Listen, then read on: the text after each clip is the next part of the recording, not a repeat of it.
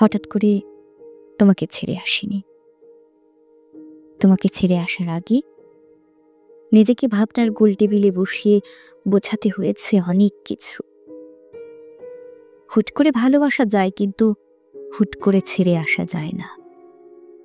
মেনে নিতে নিতে, মানিয়ে নিতে নিতে ক্লান্ত হয়ে যখন আমি আর নিজের সাথে পেরে উঠছিলাম না, তখন দূরে সরে এসেছি। অভিযোগ করা বন্ধ করেছি, অভিমান করা বন্ধ করেছি, চোখের জল ফেলা বন্ধ করেছি মন খারাপ করা।